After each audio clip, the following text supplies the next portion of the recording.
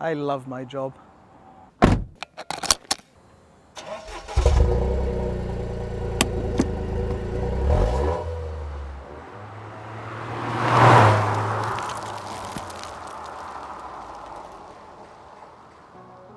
Now in this job, we're very lucky to be able to spend a lot of time with some very exotic cars, Porsches, Ferraris, Lamborghinis and what have you. But there perhaps has not been a single car that my video editor and I have been more excitedly waiting for than this. The GR Yaris is something of a halo car because not only does it represent just what the Gazoo Racing sub-brand from Toyota can do, but it's also because this is a rally homologation special, and those are always very special things to be around. Now, talking about that, before we touch on anything else, we have to first talk about the platform. Now, although it looks a lot like the European Yaris, actually it's a bit of a Frankenstein's monster underneath the skin, because up front you have a TNGA platform sort of frame going on, like what you'd get from the regular Yaris, although it's been a bit widened for this application. But then at the back, the TNGA platform that the Yaris was built on came with a torsion beam rear suspension, which would have been very bad for rallying. So because of that, Toyota decided to stick the rear end of a different TNGA platform out of the Toyota CHR and Toyota Corolla to enable it to have multi-link rear suspension. Because of that, the rear track is a little bit wider and there's also a little bit more space for Toyota to then cram in their GR4 all-wheel drive system, which is unique to the Yaris, although we'll talk a little bit about that on the inside. Now up front, you will find a 1.6-litre 3-cylinder turbocharged engine mated to a 6-speed manual gearbox. This is the lightest 1.6-litre in the world. It is also the most powerful 3-cylinder in the world. And although this car comes in at about 300,000 ringgit, putting it up against vehicles like the Volkswagen Golf R, the one difference is that while you can go to a Volkswagen showroom and buy a Volkswagen Golf R, you can't buy one of these.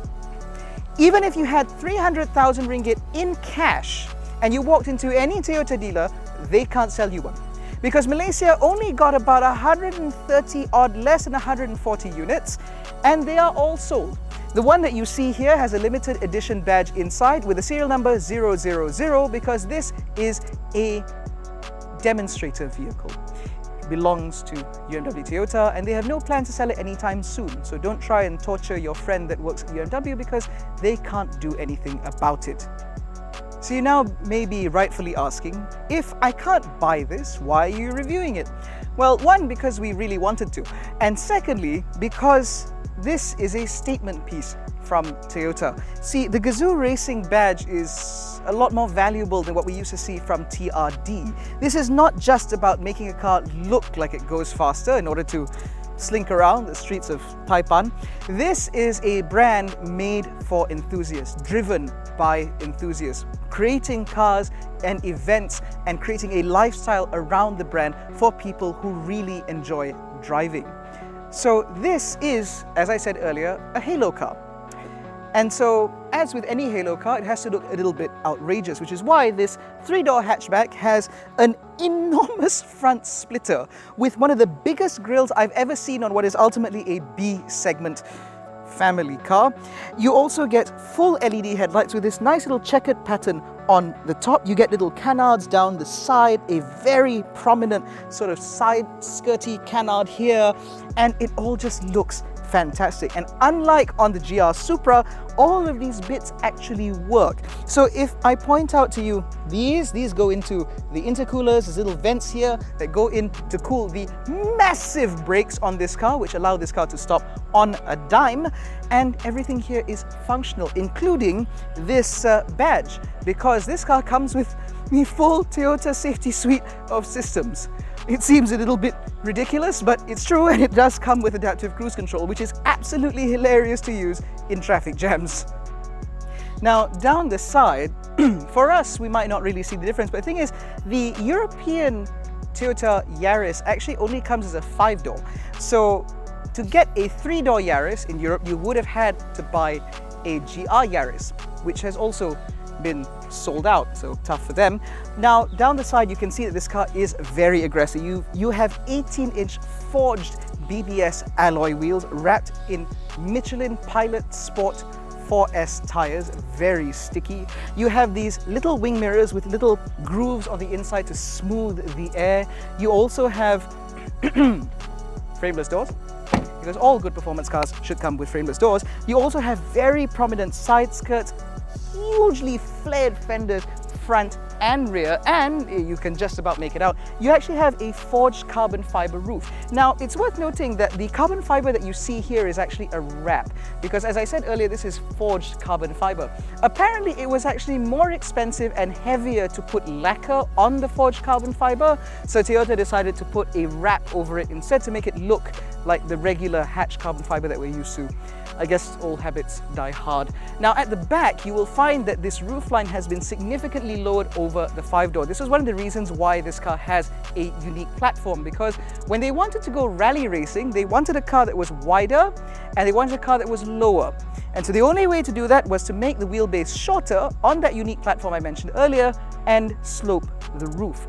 Now, you may be wondering why this particular angle is the way it is, because it does seem a little bit odd, but the reason for that is so that this portion here is just right to mount a rally wing, which you absolutely should not do if you did manage to buy one of these things.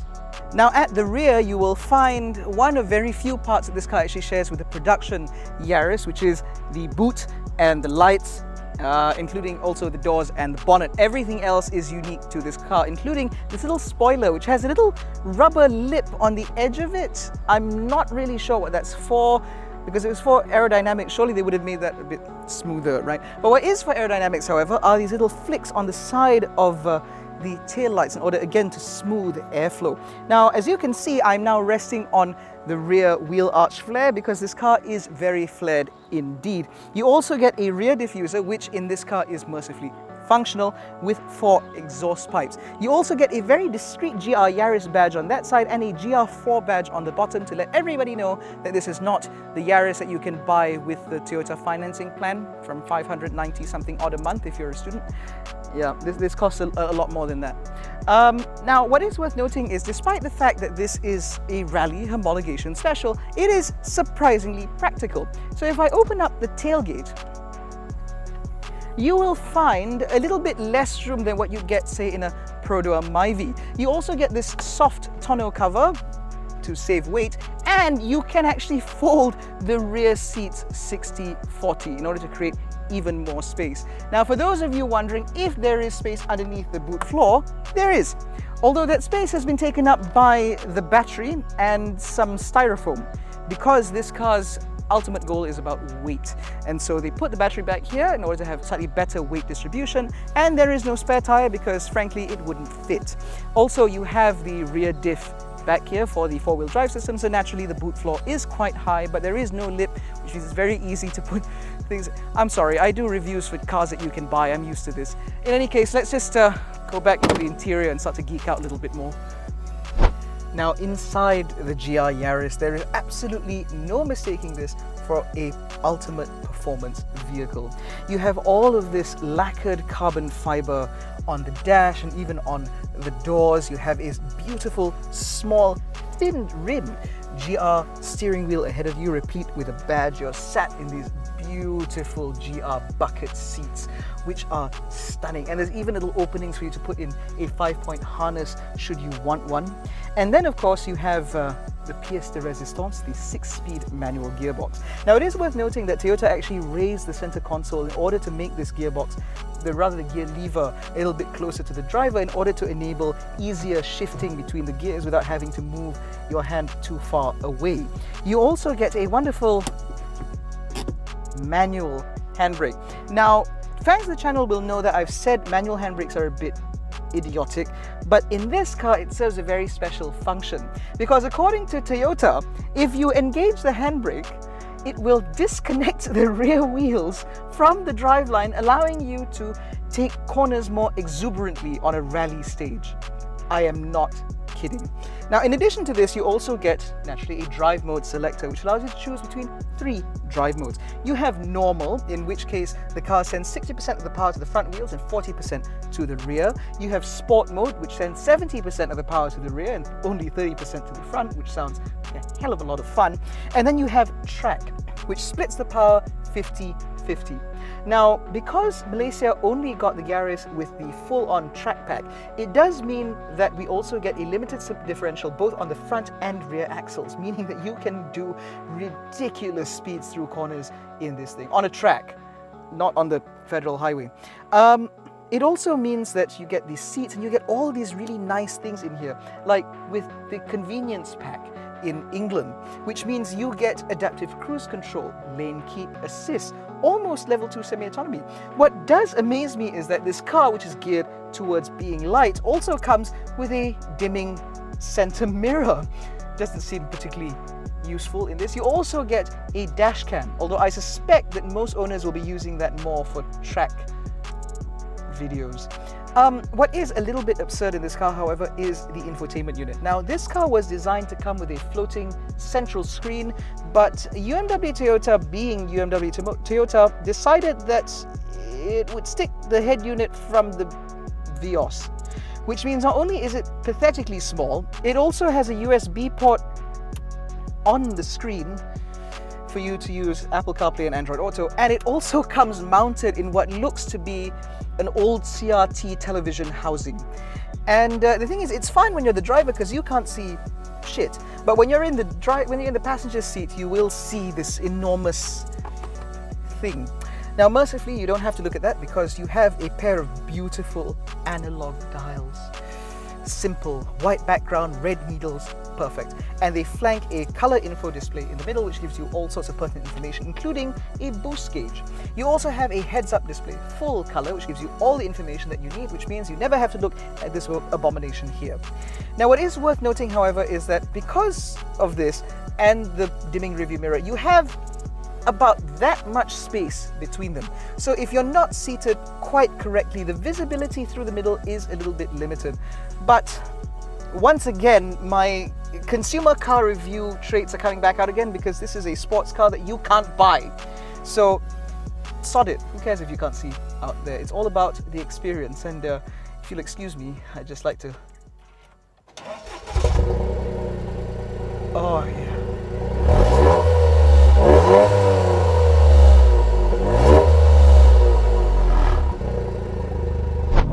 Now, driving the GR Yaris is quite a thing. For starters, as I mentioned earlier, a lot of this interior has been specified in such a way that it feels very racy. By starting with these bucket seats with its Alcantara centers and all the Alcantara on the door cards, it just feels like a very special place to be. Now, in terms of driving this car hard, which I did manage to do sort of kind of somewhere a little north of Selangor, the GR Yaris is quite predictable, and I say that in the best possible sense. Because we're getting this car rather late, it does mean that a lot of our colleagues and competitors and also a lot of international media have driven this car already, and a lot of what they say is true. For starters, this chassis is very lively and it's very, very communicative, and it is so eager to play with you. It's very easy to get the very best out of this car because it's just so easy to have fun with it. The drive mode selector is not so much of a drive mode selector, more of a how much power do you want where knob, where in normal you've got, you know, a 60-40 split, 60 in the front, 40 in the back. In track mode, it's 50-50 split, and then in sport mode, it's 70-30 split, with 70% going to the rear wheels. And it drives very much like a sports car ought to. It's very planted, very, very stable, even at speed. And the all-wheel drive system means that you can drive this car with confidence and a certain degree of sure-footedness that I think only a car that is this wide and this low and this light can really give you. What I find quite stunning is the fact that even though this is a power-assisted steering wheel, as all modern cars have, it's still very communicative. So you can always tell what the front wheels are doing and just how much grip they've got, which is very useful, especially when you're driving right on the limit.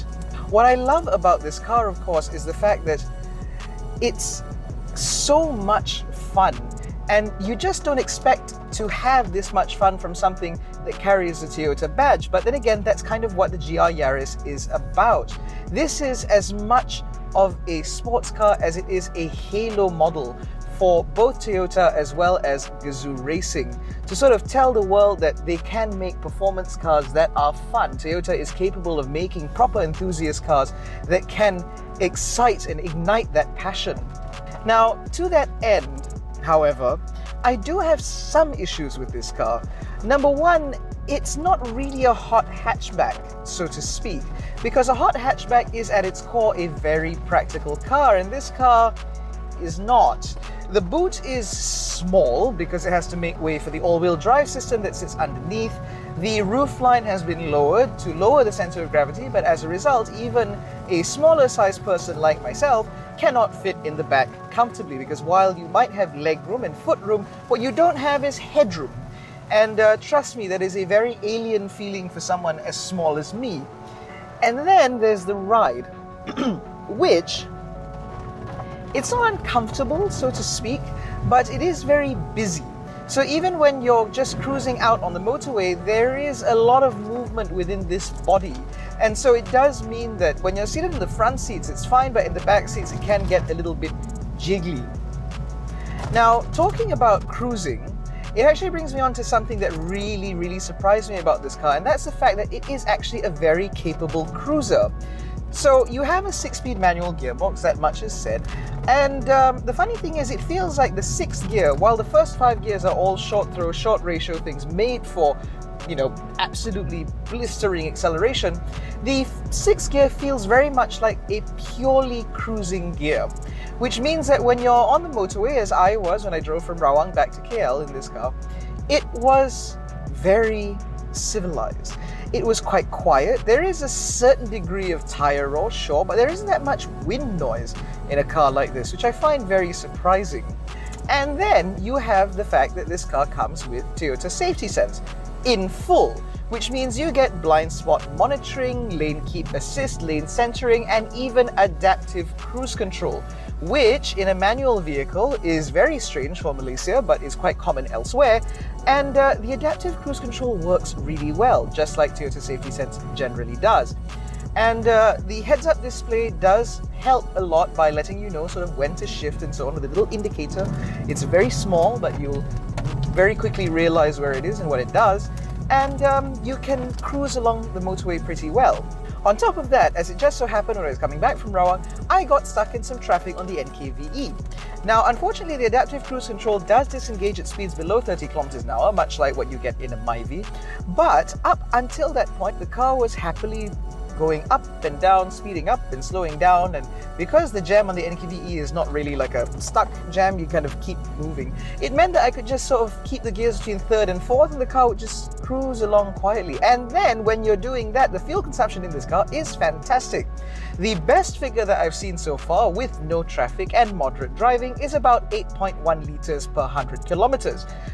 At its worst, it was about 13 litres per 100 kilometers, but even then, that's still not too bad for a car that is meant to be driven in anger. Now, the only trouble, of course, with all this is the fact that this car runs almost exclusively on RON 97. Now, you can put 95 in the tank and it will not damage the car because this is the European spec engine, which by European law is required to be able to run on 95 without issue due to availability matters. But obviously, when you run it on lower octane fuel, you do lose some performance, although I didn't experience this because I just followed what Toyota told me and filled this car up with RON 97. Which at the time of filming is 4 ringgit 31 cent a litre, which was very painful to do. But, you know, I guess it is a sports car. This is a high-performance vehicle with a very high-performance engine, which means it needs the very best fuel that money can buy. And I wasn't about to compromise on that, so RON 97 it is. The thing about this car is that, like I said earlier, it's a halo for GR and for Toyota to say that one, Toyota new global architecture, their new chassis, is capable of making these proper high-performance driver-focused vehicles, and it can properly reward people who enjoy driving. But the fact that this car runs its own unique GR4 all-wheel drive system, the fact that this car has things like forged carbon fiber and forged alloy wheels to save 100 kilos in total, 25 kilos a corner, and it has these massive brakes, and it's just so bloody fun to drive. it really signifies the fact that Toyota has not forgotten its roots. Toyota is a company that has a storied history in motorsports, although their Formula One efforts were not too great. But for what it's worth, this is a fantastic statement piece. And it is a shame that they're all sold out, because I would love to tell you that if you had 300,000 bucks and you have very little consideration for back seats, this is absolutely the way to spend it. Unfortunately, as I've said many times in this video, this car is fully sold out, which means even if I had the money, which I don't, I cannot have this experience again. But it's just a truly special thing, and special things deserve to be shared, and I'm glad that I get to share it all with you. In any case, that has been a very quick review video of the Toyota GR Yaris here in Malaysia. If you enjoyed this video, please give it a thumbs up, subscribe to the channel, hit the little bell icon so you're notified every time we make a new upload. Don't forget to follow us on Facebook, Twitter and Instagram. All the links are in the description below. Thank you so much for watching. We will catch you in the next one. Take care, stay safe, and have fun on the roads, eh?